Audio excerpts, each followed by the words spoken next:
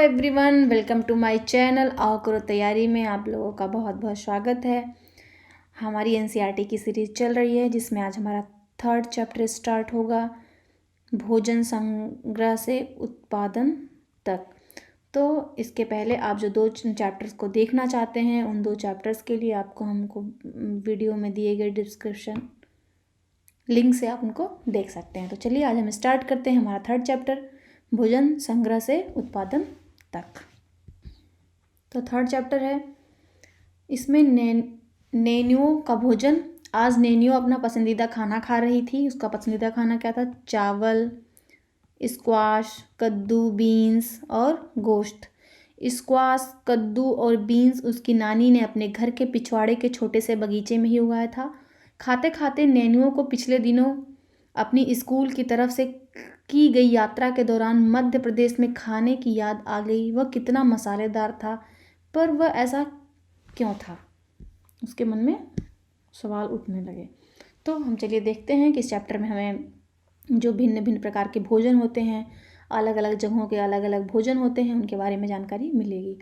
आज हमें अपने भोजन का अधिकांश हिस्सा उगाई गई फसलों और पाले गए पशुओं से मिलता है। भिन्न भिन्न फसलों को उगाने के लिए भिन्न भिन्न जलवायु की आवश्यकता पड़ती है।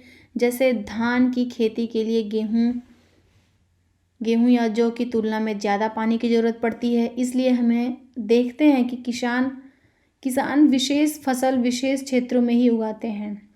यही नहीं, पशुओं को भी अपने अनुकूल वातावरण की आवश्यकता होती है। उदाहरण के तौर पर हम देख सकते हैं कि सूखी और पहाड़ी जलवायु में मवेशियों की तुलना में भेड़ या बकरी की अधिक सहजतापूर्ण जीवित रह सकते हैं। पर जैसा कि तुमने अध्याय 2 में पढ़ा है, स्त्री पुरुषों ने अपने भोजन का उत्पादन हमेशा नहीं किया।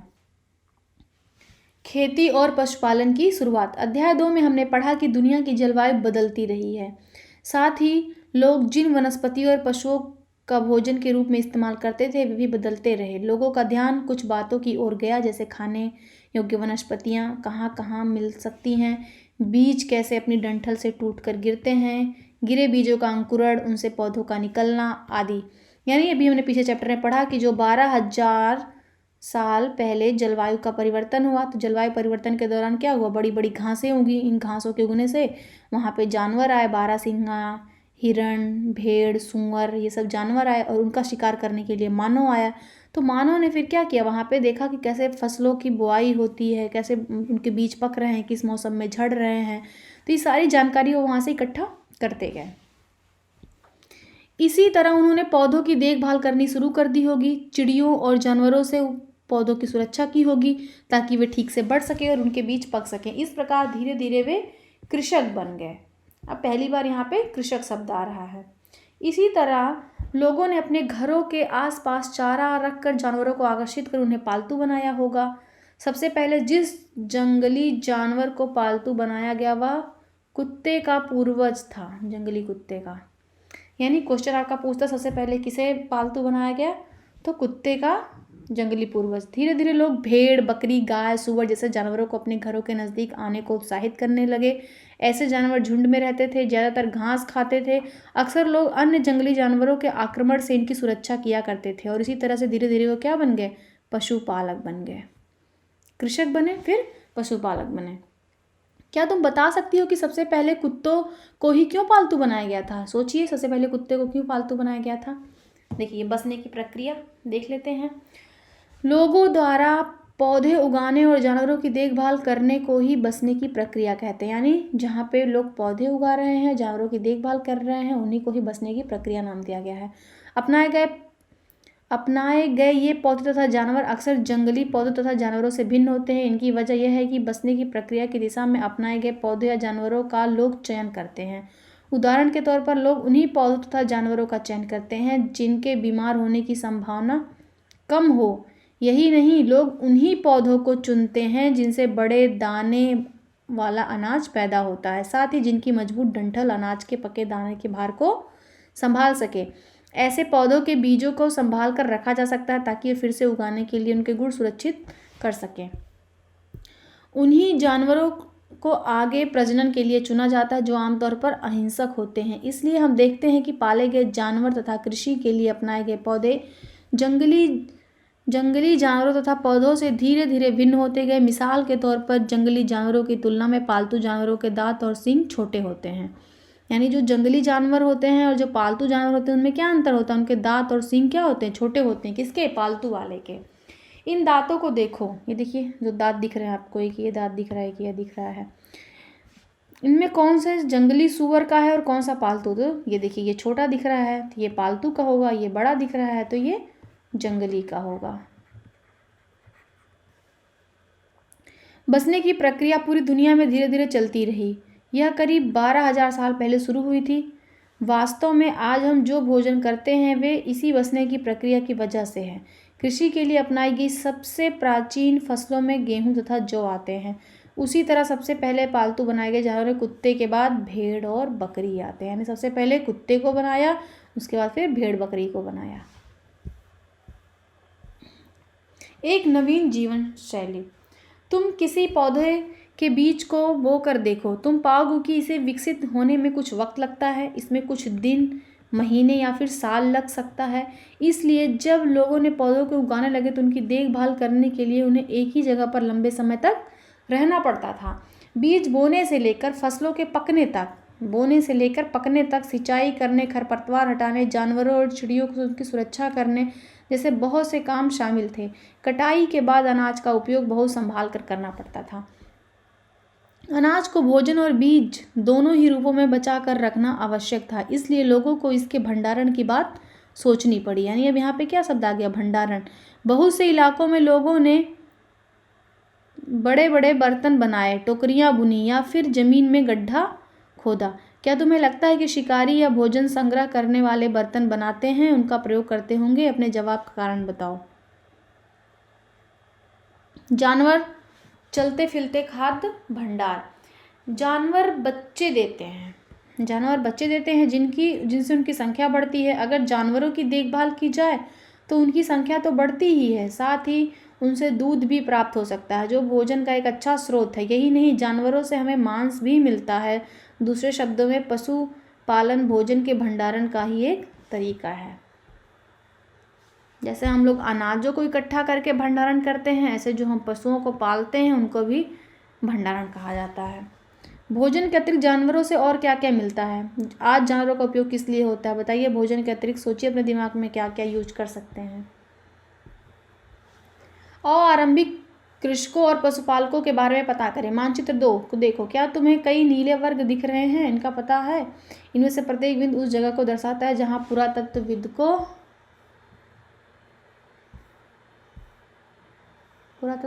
को शुरुआती कृषकों और पशुपालकों के होने के साक्ष्य मिले हैं। चलो देखते हैं मानचित्र 2।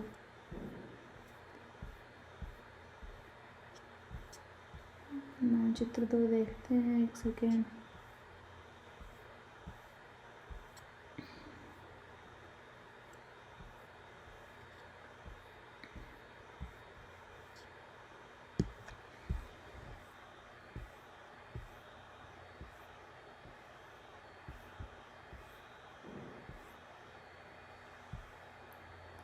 ये देखिए मानचित्र 2 में दिख रहा ना नीले वर्ग। यहाँ पे बुरझोम कश्मीर में, पाकिस्तान के साइड है मेहरगढ़, फिर यहाँ पे कोल्डी हवा, महागढ़ा, चिरांद, दावजली हेडिंग, हल्लूर, ये देखिए यहाँ पे हल्लूर, यहाँ पय्यमपल्ली, ये सब क्या है? ये नवपाषाणिकपुरा स्थल है। नवपाषाणिकपुरा स्थल है ये सारे।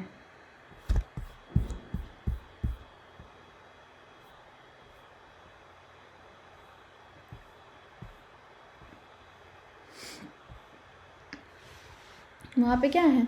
शुरुआती कृषकों और पशुपालकों के होने के साक्ष्य मिले। ये पूरे उपमहाद्वीप में पाए गए हैं। इनमें सबसे महत्वपूर्ण पश्चिमोत्तर क्षेत्र में, आधुनिक कश्मीर में और उत्तर पूर्वी दक्षिण भारत में पाए गए हैं। वास्तव में ये निर्दिष्ट स्थान कृषकों और पशुपालकों की बस्तियां थीं या नहीं, इन्हें जांचने के लिए वैज्ञानिक खुदाई में मिले पौधों और पशुओं की हड्डियों के नमूनों का अध्ययन करते हैं।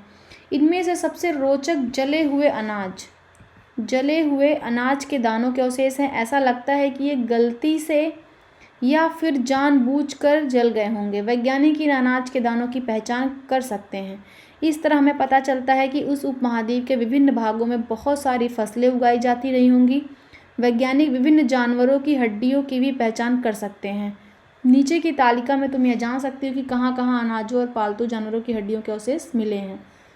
देखिए, ये जो पूरा स्थल है मेहरगढ़, ये आधुनिक पाकिस्तान में है। यहाँ पे गेहूँ, जौ, भेड़, बकरी, मवेशी, इन सारे का क्या होता था, मिला हुआ है, हड्डी और अनाज। कोल्डिहवा कहाँ पे, आधुनिक उत्तर प्रदेश में है। यहाँ पे चावल, जानवरों की हड्डियों के टुकड़े मिले हैं। महागढ़ा आधुनिक उत्तर प्रदेश में है। यहाँ पे चावल और मवेशी मिले हैं और मिट्टी पर खुरों के निशान मिले हैं। इंपॉर्टेंट क्वेश्चन पूछा जाएगा, मिट्टी पर खुरों के निशान कहाँ से मिले हैं, तो महागढ़ा से मिले हैं जो आधुनिक उत्तर प्रदेश में है। गुफक्राल में आधुनिक कश्मीर में है। गुफक्राल, यहाँ से गेहूं और दलहन मिला है। बुरजहोम भी आधुनिक कश्मीर में, यहाँ पे गेहूं, दलहन, कुत्ते, मवेशी, भैंस, भेड़, बकरी सब मिला है। चिरान जो आधुनिक बिहार में है, यहाँ पे गेहूं, हरे चने, जौ, भैंस, बैल मिला है। हल्लूर आधुनिक आंध्र प्रदेश है, यहाँ से ज्वार, बाजरा, मवेशी, भेड़, बकरी, सूअर मिले हैं। पय्यमपल्ली आधुनिक उत्तर आंध्र प्रदेश है, यहाँ से काला चना, ज्वार, बाजरा, मवेशी, भेड़, सूअर मिले हैं। जिन जगहों पर अनाज तथा हड्डियों के अवशेष मिले हैं, ये उनमें से सिर्फ कुछ ही हैं जहाँ पे अनाज और हड्डी दोनों मिले हैं। अस्थायी जीवन की ओर, पुरातत्वविदों को कुछ पुरास्थलों पर झोपड़ियों और घरों के निशान मिले हैं, जैसा कि बुरजहोम। वर्तमान कश्मीर के लोग, बुरजहोम में क्या था, लोग गड्ढे के नीचे घर बनाकर रहते थे जिन्हें गर्तावास कहा जाता था। यानी बुरजहोम में क्या मिला है, गर्तावास का साक्ष्य मिला है, जहाँ लोग गड्ढे के नीचे घर बनाकर रहते थे। इनमें उतरने के लिए सीढ़ियाँ होती थीं, इनसे उन्हें ठंड के मौसम में सुरक्षा मिलती होगी। पुरातत्वविदों को झोपड़ियों के अंदर और बाहर दोनों ही स्थानों पर आग जलने की कोई जगहें मिली होंगी। ऐसा लगता है कि लोग मौसम के अनुसार घर के अंदर या बाहर खाना पकाते होंगे। एक गर्तावास का चित्र बनाओ। बहुत सारी जगहों से पत्थर के औजार भी मिले हैं, इनमें से कई ऐसे जो पूरा पाषाण युगीन उपकरणों से भिन्न है, इसलिए इन्हें नवपाषाण युग का माना गया है। इनमें से वे औजार भी हैं जिनकी धार को और अधिक पैना करने के लिए उन्हें एक पॉलिश चढ़ाई जाती थी। ओखली और मूसल का प्रयोग अनाज तथा वनस्पतियों से प्राप्त अन्य चीज़ों को पीसने के लिए किया जाता था। आज हजारों साल बाद भी ओखली और मूसल का प्रयोग अनाज पीसने के लिए किया जाता है। उसी तरह प्राचीन प्रस्तर युगीन औजारों का निर्माण और प्रयोग लगातार होता रहा। कुछ औजार हड्डियों से भी बनाए जाते थे। ये देखिए, ये नवपाषाण युग के कुछ उपकरण हैं, इनकी तुलना जो पीछे उपकरण दिखाई गई थी उनमें समानता और भेद पूछ रहा है। ये देखिए उपकरण है। नवपाषाण युग के पुरास्थलों से कई प्रकार के मिट्टी के बर्तन मिले हैं। कभी कभी इन पर अलंकरण भी किया जाता था। बर्तनों का उपयोग चीज़ों को रखने के लिए किया जाता था। धीरे धीरे लोग बर्तनों का प्रयोग खाना बनाने के लिए भी करने लगे। चावल, गेहूँ, दलहन जैसे अनाज अब आहार का महत्वपूर्ण हिस्सा बन गए थे। इसके साथ साथ अब लोग कपड़े भी बुनने लगे थे। इसके लिए कपास जैसे आवश्यक पौधे उगाए जा सकते थे। क्या ये परिवर्तन हर जगह एक ही साथ आए होंगे? ऐसी बात नहीं है। एक तरफ जहाँ कई जगहों पर स्त्री पुरुष शिकार और भोजन संग्रह करने के काम करते थे, वहीं अन्य लोगों ने हजारों सालों के दरमियान धीरे धीरे खेती और पशुपालन को अपना लिया। बहुत जगह लोग मौसम के मुताबिक बदल कर अपनी आजीविका चलाया करते थे। अन्य रीति रिवाज क्या है? पुरातत्वविद बहुत स्पष्ट रूप से इस बारे में कुछ नहीं कह सकते। विद्वानों ने ऐसे किसानों का अध्ययन किया है, इनमें प्रायः कृषक और पशुपालक समूह में रहते हैं जिन्हें जनजाति कहते हैं। जो कृषक और पशुपालक समूह में रहते थे उन्हें ही जनजाति कहते हैं। विद्वानों ने पाया है कि ये लोग कुछ ऐसे रीति रिवाजों को मानते हैं जो संभवतः पहले से ही प्रचलित हैं। देखिए,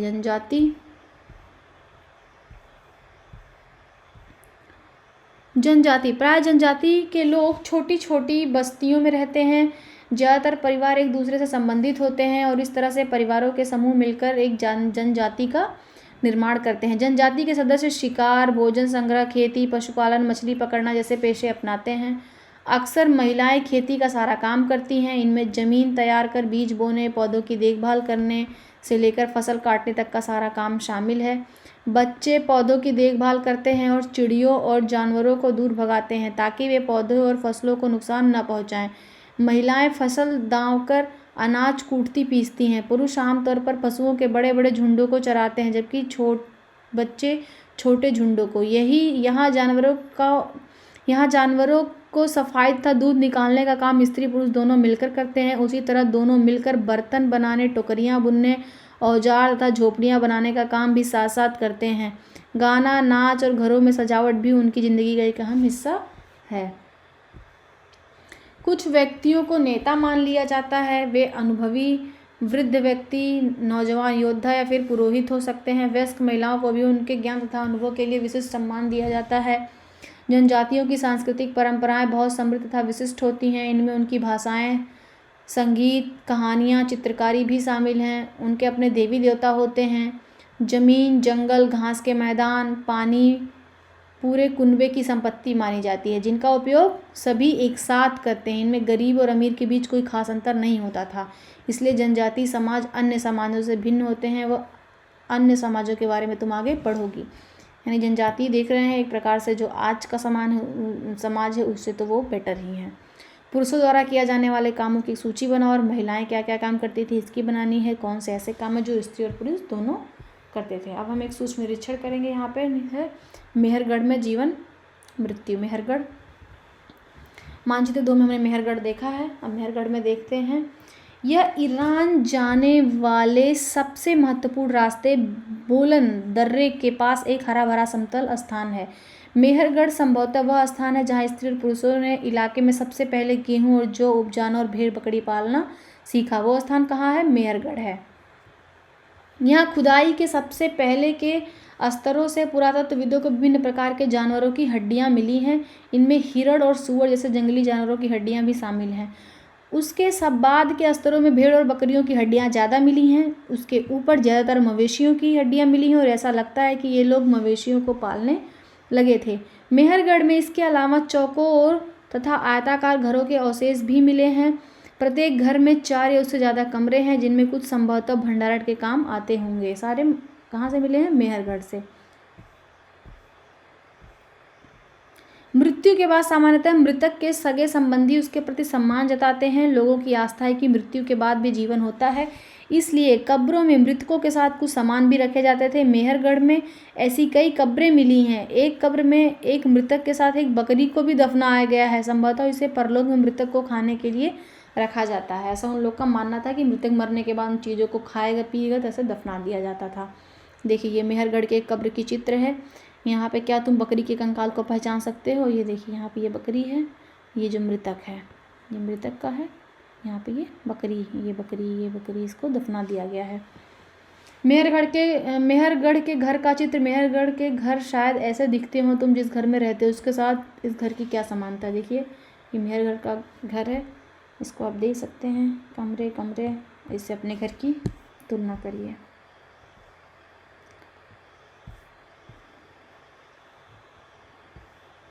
देखिए जो स्तर मिले हैं जो जानवरों की हड्डियों का, उनमें देखते हैं उनको कैसे कौन से जानवरों की हड्डियां मिली हैं, फिर किसकी मिली हैं।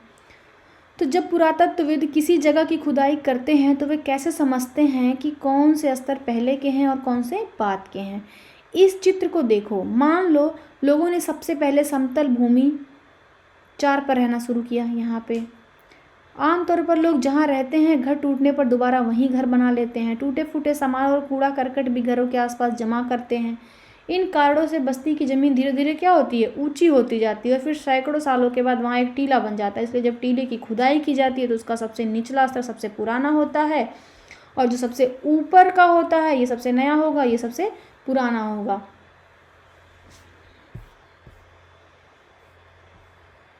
दाऊजली हेडिंग। चलो दाऊजली हेडिंग में देखते हैं। यह पूरा स्थल चीन और म्यांमार